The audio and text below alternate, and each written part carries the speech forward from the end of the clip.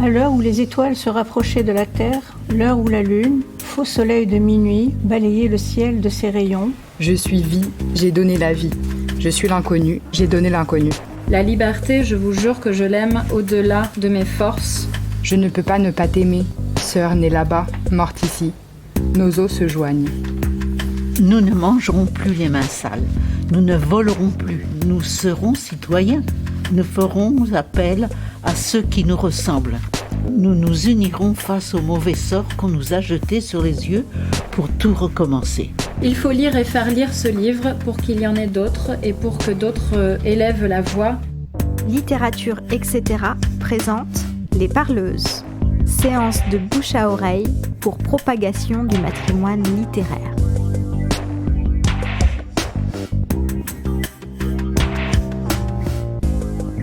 Pour en finir avec une histoire de la littérature sexiste, chaque mois, les Parleuses organisent une séance pour retrouver la mémoire.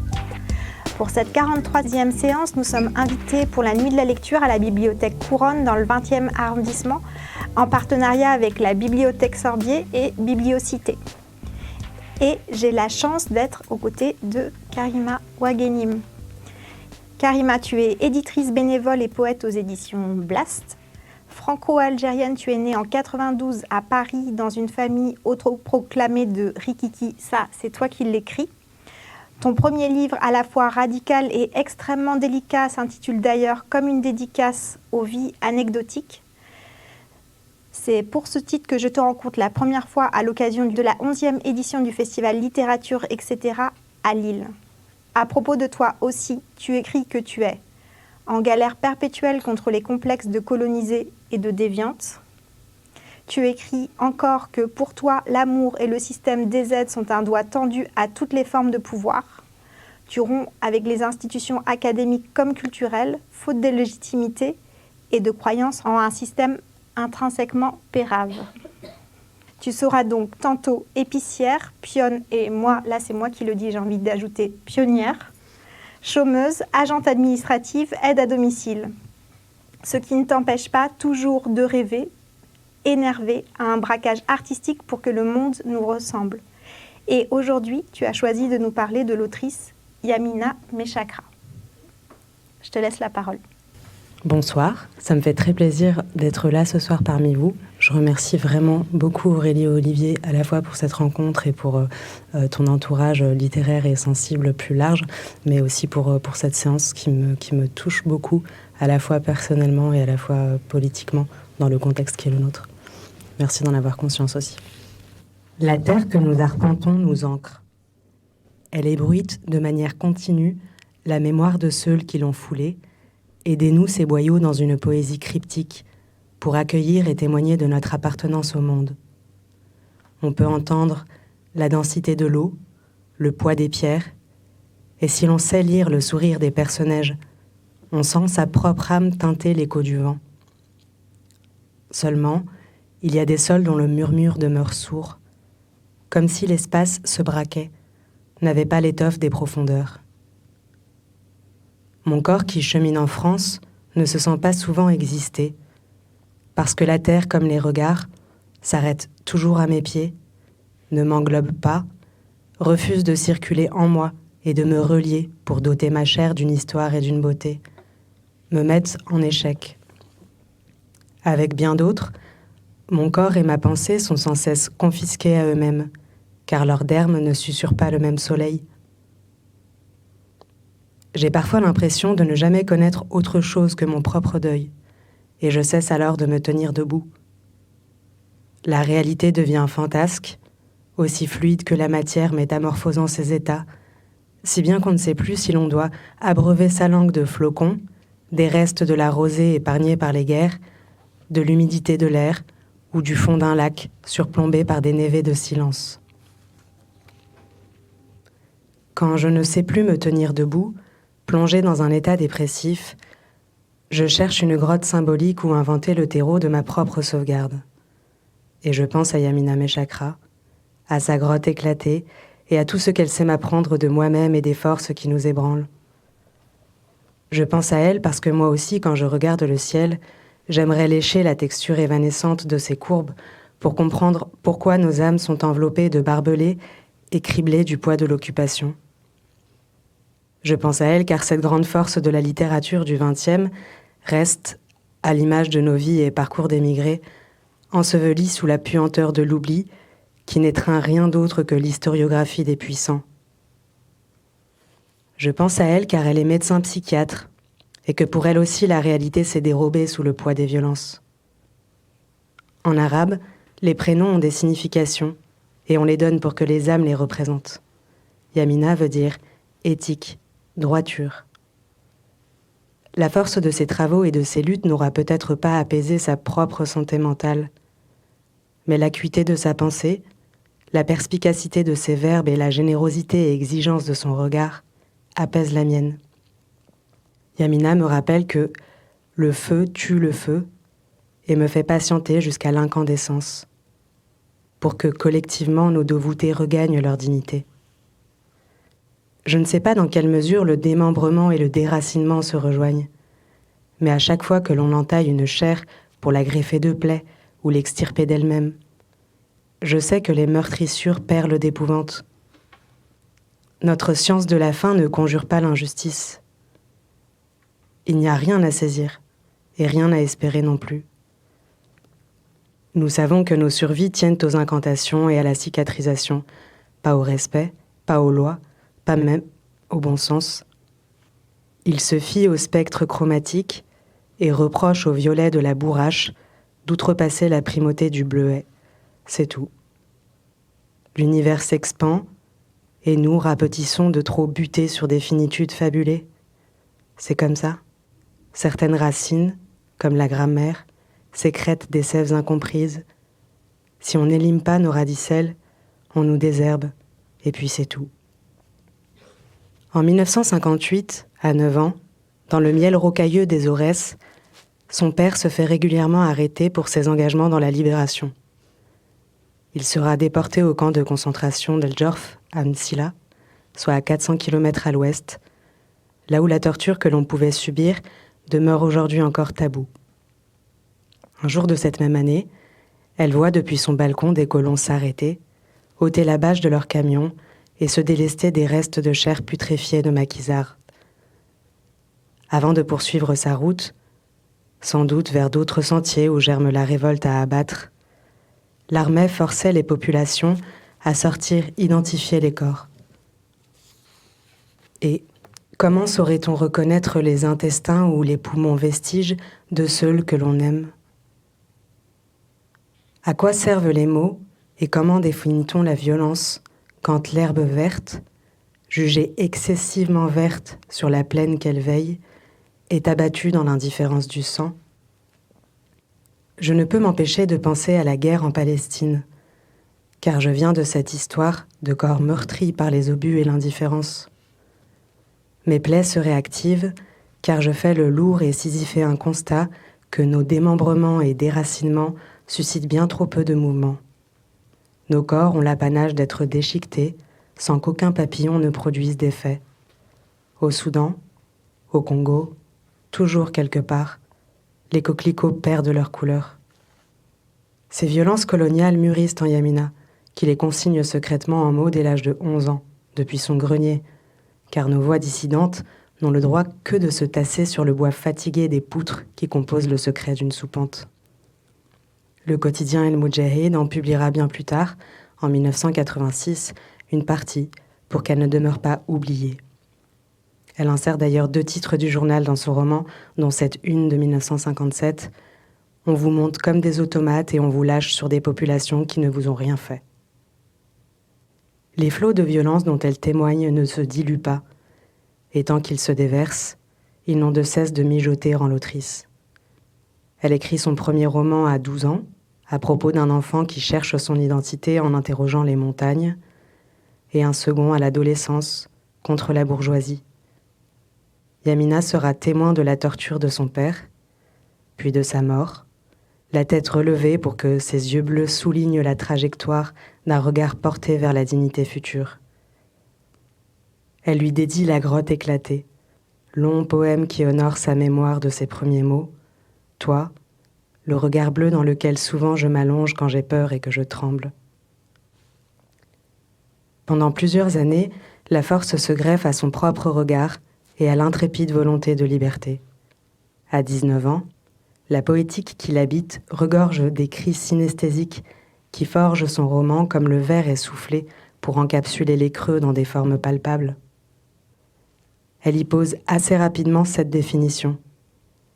Aimer toute la terre et tout le ciel, vieillir et mourir à l'ombre d'un peuplier sans qu'il n'appartienne à personne. Voilà le droit. La vigueur de ce troisième roman, mes premiers publiés, 6 ans après l'avoir proposé à la maison d'édition, réside dans le fait qu'elle n'édulcore pas l'horreur. Elle assume souhaiter vomir toute la vie qu'elle contenait, du venin, rien que du venin, précise-t-elle. Son amie Khatab Yassine préface son œuvre et évoque les enfants de la Kahina, cette guerrière prophétesse pour qui tout naît dans un verbe et pour qui le déchaînement de la nature et de l'indépendance s'amplifie par le don de la parole et l'élévation de la voix, celle de Yamina en l'occurrence. En parlant des raisons pour lesquelles notre arabité s'assortit presque inévitablement de violence dans la pensée de l'Occident, dans les lectures de nos intonations, nos mouvements, l'appétence de notre regard ou la simple franchise de nos mots, mon ami Assia El-Kasmi, que je remercie, m'a fait percevoir les violences comme des réceptacles. Si mon bidon peut accueillir 2 litres par jour, mais que j'en reçois 5, il va s'étendre. Il n'a pas d'alternative car la violence est finalement adressée. Le jour où cette violence déborde pourtant du récipient, qui n'a de cesse de s'élargir, elle paraîtra forcément démesurée à ceux dont la capacité se fait égale. Cela témoigne de souffrances excédentaires que beaucoup s'évertuent à mettre à l'index plutôt que d'y saisir l'inique instabilité sur laquelle nous sommes supposés funambuler nos quotidiens face aux oppressions. Je crois que la violence a des standards multiples et que bien des yeux sont imperméables au chaos que coûte l'aboiement de nos voix gavées de brume.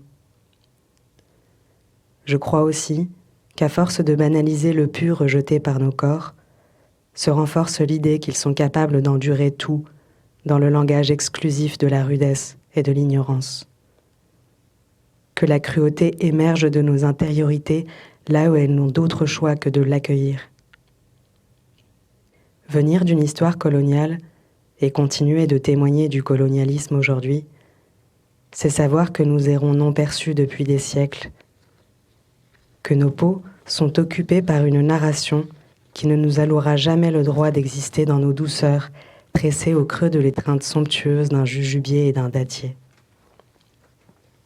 Quand l'espace renonce à nous accueillir et que nous cessons de figurer dans les paysages, Yamina me rappelle que notre capacité à éprouver l'amour ne s'évapore pour autant pas, et que les roches ne cessent pas non plus d'ébruiter quelque part les cristaux qui savent protéger le poids de nos empreintes. Que l'ancrage, comme toute autre bataille, n'est finalement jamais qu'une histoire de libération, et que l'amour, comme toute autre force, n'est finalement jamais qu'une histoire d'astres qui se consument éternellement vers les formes accidentelles de leur propre écriture. J'ignore si l'on peut parler d'une littérature qui, dans sa poétique, se dresse intrinsèquement contre l'occupation. Mais les textes qui témoignent de cette lutte ont souvent en commun de chérir leur géologie. Je crois que c'est d'abord parce qu'elle s'autorise à aimer la terre dans son roman qu'il est anticolonialiste. Une terre densifiée par la salive du temps, qui trouve tellement d'écho en moi que je confonds les trajectoires. Je ne sais plus si, pour un peu d'adhésion, je quête le monde, ignorante de ce qui l'engloutit sous ses poussières, peut-être alors n'en suis-je moi-même qu'un tas, ou si à force de le regarder, émergent les pampres qui m'y relient. Bien souvent, à l'intersection de ces mouvements, des bourgeons de citronnier me prêtent leur arrogance contre un peu de ma pulpe. Ils avaient compris qu'il fallait briser les chaînes trop lourdes pour leur permettre de marcher, des chaînes qui se voulaient héréditaires et qui n'étaient pas sculptées sur nos chromosomes, assure-t-elle. Car aucune vision romantique de la guerre ou de la révolution n'habite le regard de Yamina. Elle écrit mieux que tous les larmes du fumier. Il n'est pas question de débattre de la justice, mais de l'arracher, comme les visages de nos aïeuls l'ont été, et comme celui de nos adelphes aujourd'hui le sont. D'éprouver par le sensible, avec tout ce qu'il décontenance, l'apnée des roches qui doivent étrangler les preuves d'un peuple que l'on occupe. Dans ces espaces qui s'aplatissent quand des armées colonialistes forcent les fleurs à s'étouffer dans leurs effluves, les corps mis en échec n'abdiquent en aucune façon, même mort. Il y a un passage où l'héroïne accompagne un corps blessé vers sa fin et refuse l'indifférence qui caractérise pourtant la scène. Elle s'indigne. Personne ne saura que ce jeune homme, parti à l'aube de sa jeunesse, était mort sans avoir de tombe. Cette terre qu'il défendit lui refusa sa main. Elle officie alors la prière mortuaire en tant qu'imam au bord d'un gouffre servant de fosse commune et ne cesse de percevoir ce qui lie le cadavre au vivant. Elle glissera d'ailleurs le portrait de l'épouse du défunt dans sa poche, comme pour signifier que les liens et la mémoire ne s'éteindront pas. Ce passage est peut-être caractéristique de la pensée de Yamina Meshakra qui, en marge de son manuscrit, avait littéralement inscrit cette note « S'affranchir du mythe de la mort. L'homme n'est que matière vivante. Une fois mort, il redevient terre. » Je crois comme elle que nous ne sommes que les prolongements de la terre qui hurle son aplomb et que tout a une poursuite. Comme le gré profère l'haleine des rives, elle-même attentive au sifflement des sources. Les corps qui existent sont ainsi profondément inscrits dans le monde qui les accueille, car ils sont le monde. Et quand l'existence est jugulée par les champions de l'oppression, la matière ne tarit jamais son souffle, fût-il bouturé à l'atroce déferlement de Maccabée. Yamina Meshakra inscrit donc la violence que nos corps subissent et ramène ces derniers à leurs inhérentes beautés, dans le vocabulaire factuel de la contemplation. Quand je lis les descriptions de ces corps, précaires, mutilés et souffrants, je me découvre pourtant dans une quiétude fière. Pas seulement parce que j'ai l'expérience de la précarité et de la haine que l'on nous porte, mais parce que les descriptions racontent enfin autre chose que l'histoire bancale d'une France croulant sous le poids des allocataires immigrés, ou celle du prestige autoproclamé que les barbares indisciplinés n'auraient eu le bon sens de recevoir.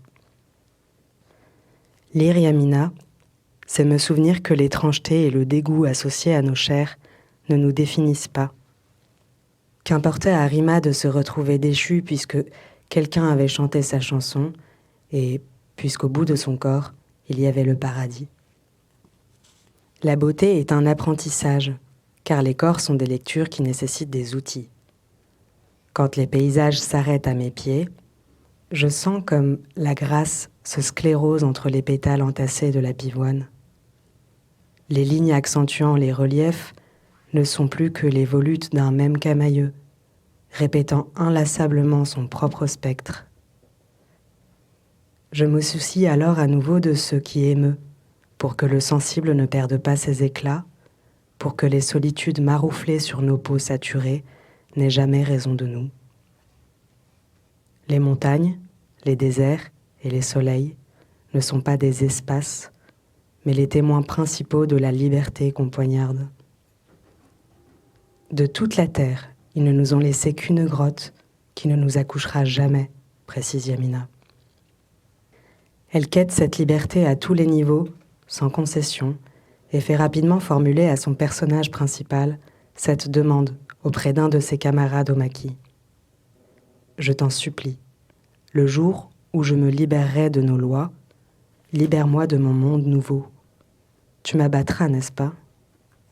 Et lui de répondre « Moi, je te tuerai, et puis je me tuerai. »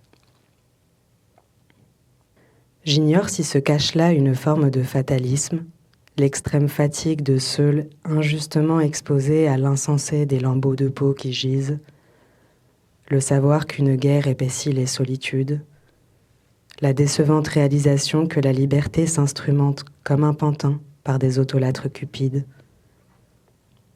Quoi qu'il en soit, j'y vois un attachement inconditionnel à l'indépendance qu'elle invoque, anticoloniale, anticlassiste et féministe.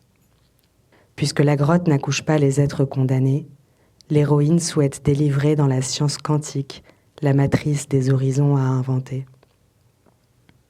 Je rêvais de partir un matin, nu, habillé de brume, à la recherche de la ligne où le ciel et la terre s'épousaient pour enfanter le jour. Je m'allongerais le long de son sourire et chanterais pour ceux qui n'avaient pas compris qu'il fallait partir. Son travail se pétrit dans la conviction que la justesse ne s'acquiert pas dans le murmure des évidences. La grotte éclatée est considérée comme un roman féministe. L'héroïne est effectivement une maquisarde, infirmière. C'est depuis son point de vue, sa perception et son jeu que la trame se déplie, elle-même pensée depuis la subjectivité, le parcours et les savoirs de l'autrice. Cela met un beau point d'honneur sur le fait que l'indépendance et la lutte anticoloniale ne reposent pas sur les épaules exclusives de quelqu'un, mais qu'elle est bien la lutte de tous ceux qui s'engagent contre l'occupation. Le féminisme et la lutte anticoloniale ne font donc pas l'objet d'une tension antagoniste dans le poème. D'aucuns aiment à retrouver en l'héroïne le symbole de la patrie, expliquant que l'infirmière est née sous X, car l'Algérie est veuve. Je crois d'ailleurs que l'autrice elle-même effectue l'analogie dans sa propre lecture. Elle parle souvent des mères oubliées des narrations qui occupent pourtant un rôle central dans les luttes, comme ce fut le cas en 1916 du groupe de mères de Khenchela qui se sont battues contre l'armée française à l'aide de pioches et de pelles pour empêcher qu'on ne réquisitionne leurs enfants comme des biens de seconde main pour les y jeter sur les devants de la Première Guerre mondiale. Je ne me risquerais pour ma part pas à aller dans ce sens, par souci de manquer d'outils, et d'alimenter alors une vision essentialiste et maternisante qui me semble émaner du rapprochement entre les femmes et la patrie. À mon sens, son texte n'est pas dans la glorification des schémas familiaux traditionnels, puisque son personnage, sans ascendance définie, se construit dans des histoires multiples. Né à Constantine de parents inconnus, tantôt élevé par Khalti Fatoma, une femme musulmane, par tante Dina, une femme juive, et par tante Jeanne, dans un couvent chrétien. L'héroïne n'a pas de nom précis, variant selon son environnement de Fatma à Judith ou Marie. Elle en fait une force et précise « Très jeune, je connus le mépris, né de la pitié des non-dotés. Très jeune, je pris goût à mon sort et dégustais mon indépendance, ma vie sans attache. Pour moi, le ciel comprenait 3 grands mondes où je n'avais pas de frontières, celui de Moïse, celui de Jésus et celui de Sidna Mohammed. J'écartais souvent les rideaux avant de m'endormir et cherchais dans le ciel les 3 plus belles étoiles. C'étaient les miennes. Le personnage principal ne peut donc être réduit ou psychologisé à l'aune d'une organisation sociale dominante et de la réification des dominés qui lui est inhérente. Elle garde par ailleurs en mémoire les souffrances qu'elle observe en chacune de ces femmes, et elle les mentionnera dans le roman pour questionner et appuyer son cheminement vers une indépendance pleine. Je vois dans ce procédé une manière de créer une forme collective, là où les femmes ont été somme toute marginalisées dans les récits hégémoniques de la libération algérienne. J'y vois une manière d'aller au bout de sa pensée d'autodétermination, non pas motivée par la sacralisation d'une histoire familiale personnelle, mais par un désir sincère de justice. J'y vois enfin une manière subtile de couper l'herbe sous le pied au fantasme justifiant les guerres par l'opposition hébétée de communautés religieuses, quand les peuples subissent des violences militaires, politiques et économiques qui n'ont d'autre finalité que de servir les intérêts d'un État expropriant des ressources, menant des essais nucléaires, asservissant et torturant un peuple pendant que sa propagande civilisationnelle et ses lois légitiment sa monstruosité. Elle précise d'ailleurs « J'étais heureuse de n'appartenir à aucune communauté, m'inventais des hommes et un pays aussi libres que moi. » L'importance semble être accordée à un collectif forgé par une conscientisation politique. Cette conscience permet ainsi aux idéologies de circuler et de cimenter l'intention révolutionnaire à travers laquelle se réclame, plus qu'une sérénité de concession, la nécessité d'une insurrection totale qui remuerait tant qu'elle annihilerait avec les frontières tout ce qui entrave la justice. À chaque aube nouvelle, Rima savait que sa journée n'aurait pas de poids. Les années passaient, et Rima attendait avec confiance la délivrance d'un aujourd'hui trop sombre pour ressembler à la vie. Le fil racontant sa vie, Rima se souvint qu'à l'âge de 20 ans, sa mère lui avait confié « Je suis venue des ténèbres, je chemine dans les ténèbres, et je m'en vais vers les ténèbres. » Rima tirait un trait. Demain, c'est justice et droit. Quider, son compagnon du maquis, disait « La justice, c'est aujourd'hui, et tout doit se passer ici-bas. » Yamina Meshakra mentionne à plusieurs reprises les violences sexistes et sexuelles que subissent les femmes. Elle ne les explique pas par une vision raciste, mais s'insurge contre le patriarcat, le sexisme et ce qui pourrait justifier une division sociale reposant sur des logiques discriminantes. Tout comme elle mentionne son exclusion du couvent pour avoir lu Les nourritures terrestres de Gide, lecture considérée pécheresse, qu'elle justifie en indiquant « J'ai compris que j'avais faim. Je veux les nourritures terrestres. Elles ne ressemblent pas à votre pain, à vos fruits. Je les porte en moi et je ne les connais pas. » Son combat est résolument orienté contre tout ce qui entrave l'indépendance, l'autodétermination, la liberté, et ne se circonscrit pas strictement aux frontières algériennes. Quelque part dans le monde, une autre femme peut-être, debout sur une autre frontière, priait pour la dernière fois. Le féminisme de Yamina Meshakra, bien que daté car obtus aux pensées de genre, de sexualité et du travail du sexe, ne me semble pas servir sciemment d'autres oppressions.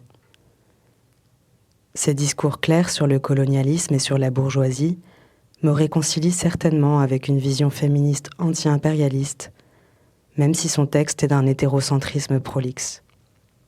Je confie qu'à bien des égards, lire Yamina m'attriste du sort féministe et queer actuel qui paraît faire fi de la consubstantialité et coextensivité des oppressions, au point que nos adelphes rabaissés, tabassés, tués, bombardés par les autorités d'un État ne semblent sidérer que peu.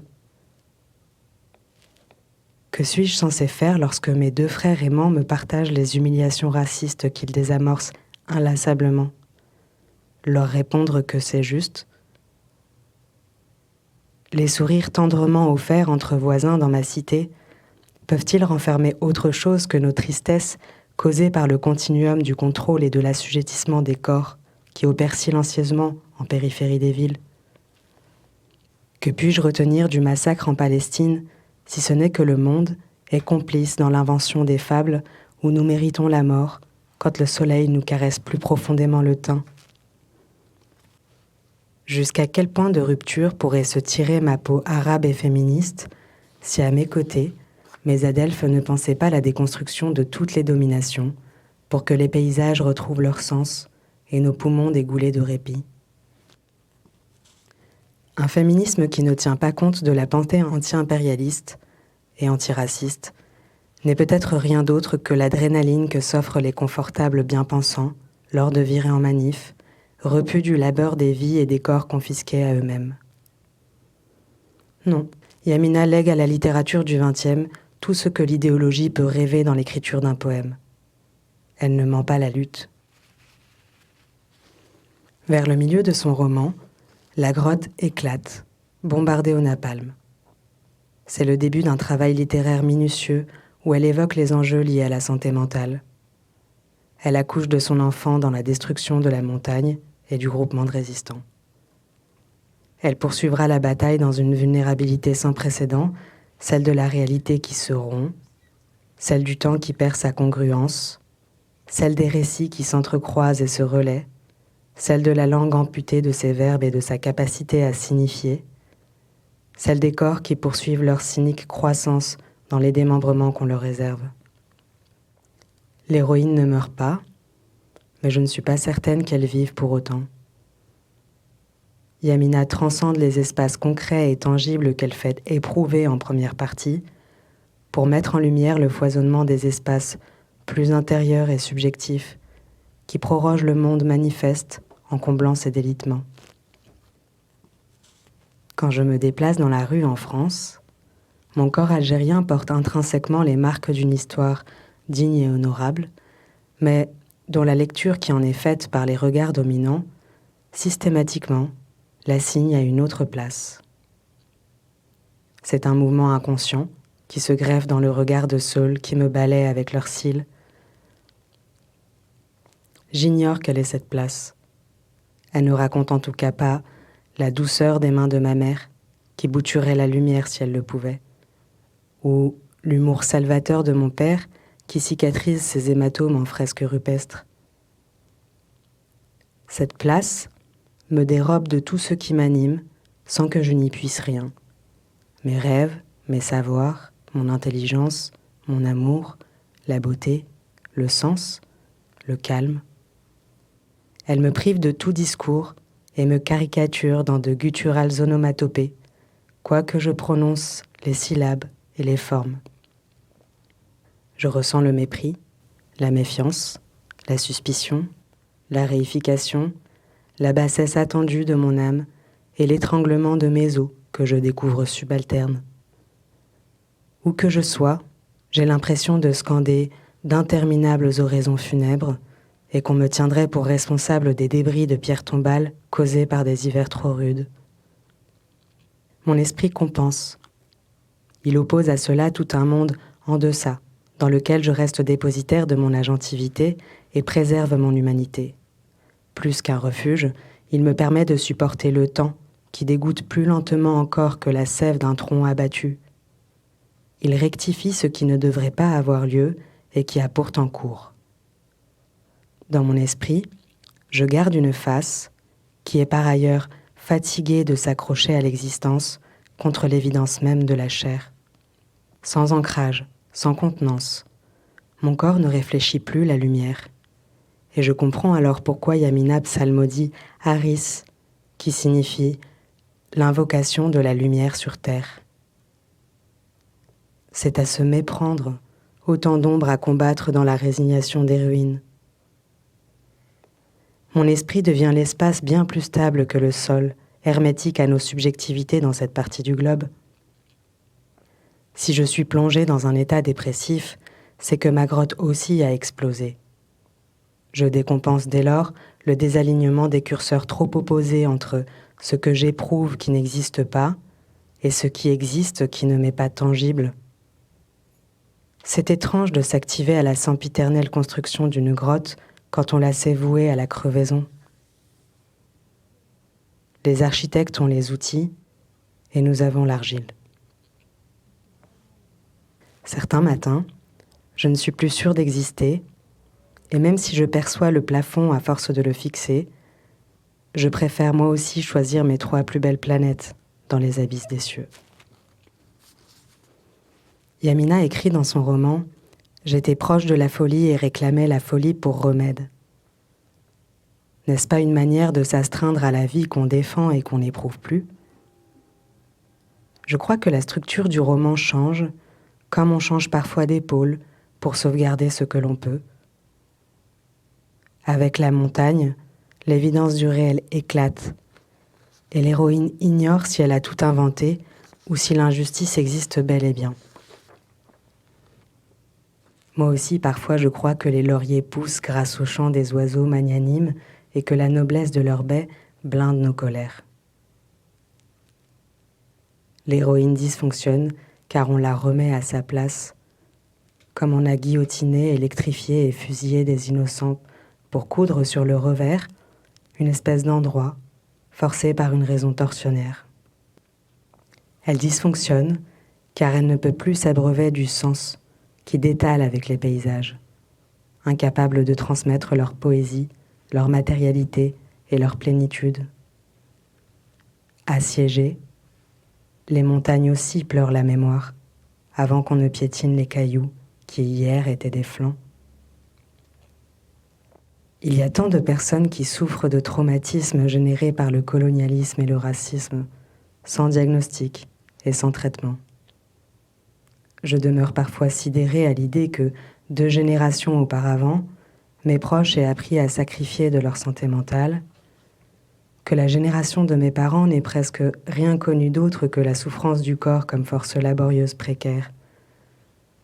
Je me demande si le malheur est une tradition, comme l'écrit Amina, et comment se manifestera à ma génération le reproche de se dresser du côté des justes. En tant que psychiatre, l'autrice n'aura de cesse de militer et de se mobiliser pour travailler autour des traumatismes, notamment auprès des victimes de violences sexuelles et sexistes et auprès d'enfants. La santé des peuples violentés n'est donc pas un sujet en reste de sa poésie qui en consigne les états. Nos enfants sous-alimentés, rachitiques, dont la vie dépendait de la bonhomie du soldat français. On distinguait les os sous la peau de nos mômes démunis d'un patrimoine nourricier. Dans un service hospitalier, une grand-mère expirait.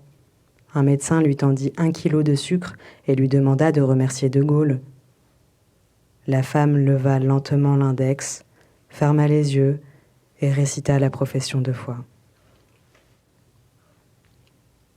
Le contre-pied esthétique que constitue la deuxième partie de son roman pose les questions philosophiques du temps et des récits articulés à son engagement politique. La réalité étant diffractée, le temps n'épouse plus les formes d'une linéarité. Au sein de l'hôpital psychiatrique où se soigne l'héroïne, les phrases n'ont plus la même rythmique, plus la même fluidité. Elles sont succinctes, ramassées, trouées. Les vides sont plus marqués. Il faut parfois s'accrocher pour comprendre qu'il s'agit d'un souvenir rapporté où d'autres personnages avec leur propre trajectoire prennent le relais de celle qui ne parvient plus à dire. L'autrice aurait conçu ce long poème comme la possibilité de dialoguer avec. Le texte déborde de son cadre et de la temporalité romanesque conventionnelle, à l'image du vivant, débordant des corps pourtant comprimés par le poids des violences. L'autrice convoque avec ce procédé un autre langage que celui rationnel et ordonné d'une logique de toute évidence impossible.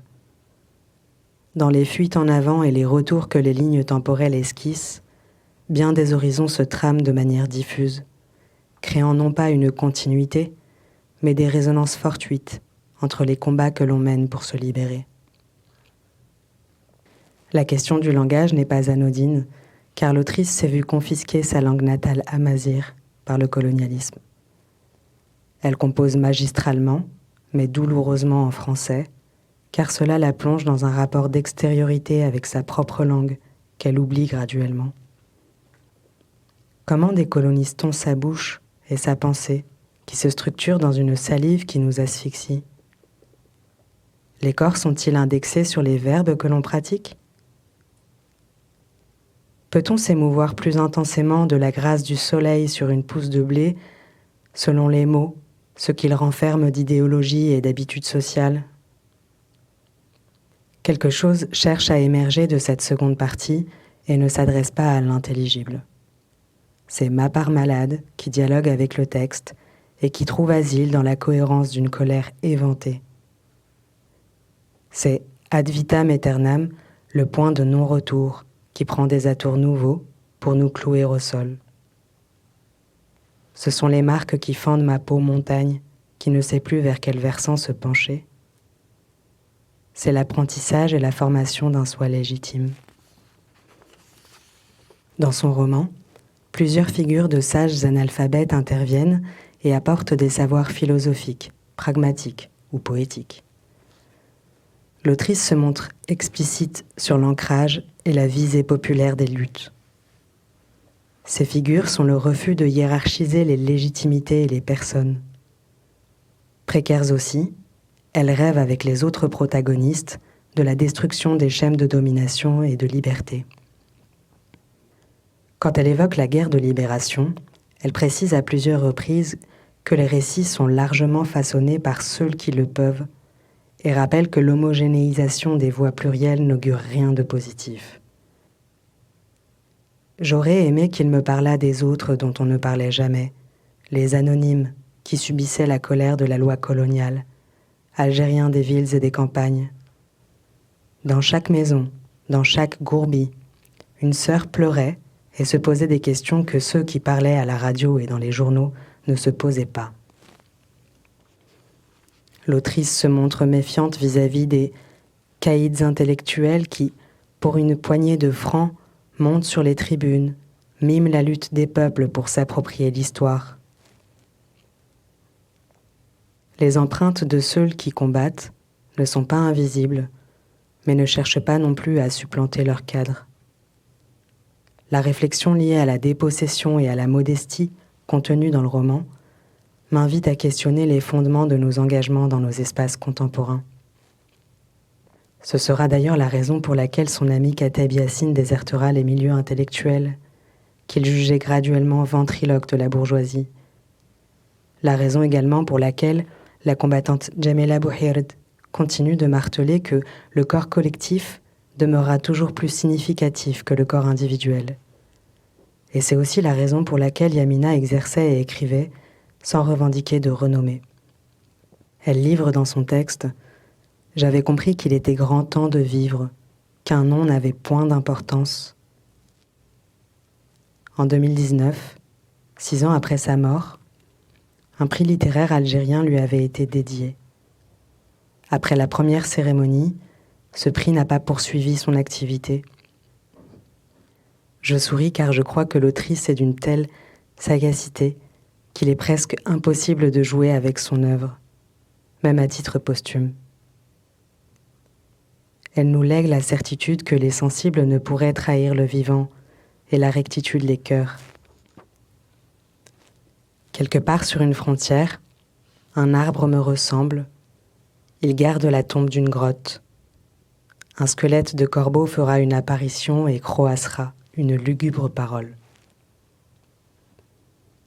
Je te demanderai bien combien de grottes sommes-nous censés creuser pour continuer de survivre, Yamina, car ta part de feu est plus que flambante, et que je nous observe veiller bien trop de tombes. Doucement, je m'assieds pour accueillir ton bois littéraire. Je continue alors d'apprendre de tes travaux et de ceux qui, dans leur lutte, n'ont jamais désiré la reconnaissance de leur ego contre un menu et illusoire pouvoir. Car c'est ainsi que nous continuerons de semer parmi les humus fertiles, non dans le silence mais dans l'humilité, les bulbes fructueux de la justice. Et qu'importe si les paysages nous refusent l'étreinte. Puisque tu as la force d'interrompre l'oubli qui nous perd, je promets que nous germinerons dans nos dermes nos propres déserts, fleuves et figuiers. Nous pullulerons nos grandeurs à la face des fentes où la terre et les puissants nous retranchent la vie.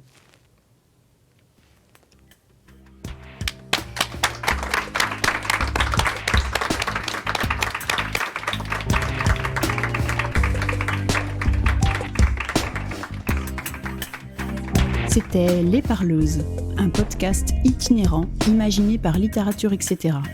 Direction Aurélie Olivier. Direction adjointe Mathilde Recton.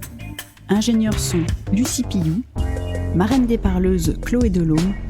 Et merci spéciaux à Pascaline Mangin, Anna Rizzello, François Annick, Virginie Leblanc, Jérémy Vermersch et Gilles Varembourg. Les Parleuses, un projet soutenu par la Fondation Jan Michalski, la DRAC Île-de-France, les régions Hauts-de-France et Île-de-France, la métropole européenne de Lille et la ville de Lille.